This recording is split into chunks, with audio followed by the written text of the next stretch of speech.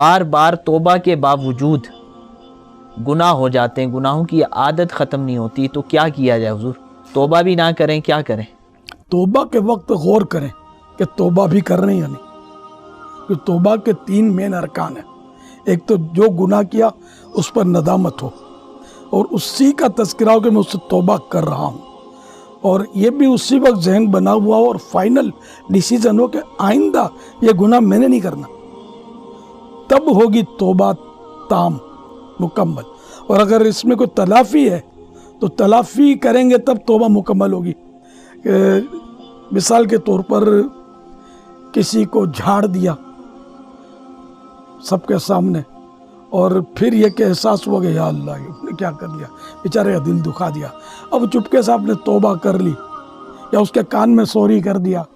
یہ کافی نہیں ہے۔ توبہ کے ساتھ یہ معافی مانگنا ضروری تو ہے کہ جس کا دل دکھایا، لیکن جتنوں کے سامنے یہ گناہ کیا تھا نا، اس کو پتہ چلنا چاہیے کہ جناب نے یہ کارنامہ کیا تھا۔ یہ اتنا زوردار ہمارے لیے کوڑا ہے ہمارے نفس کے لیے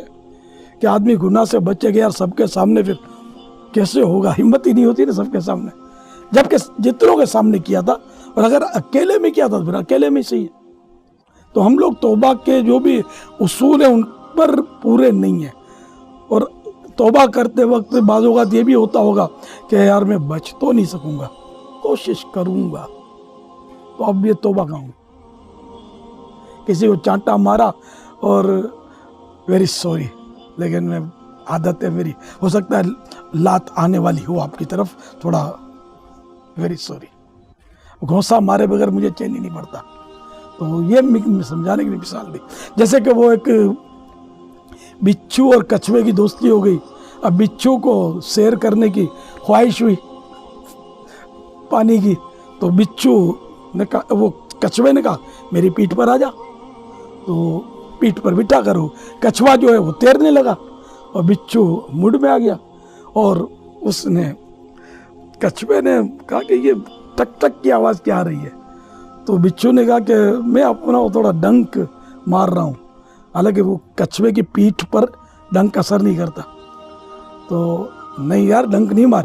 نہیں میں کیا کروں عادت سے مجبور ہوں۔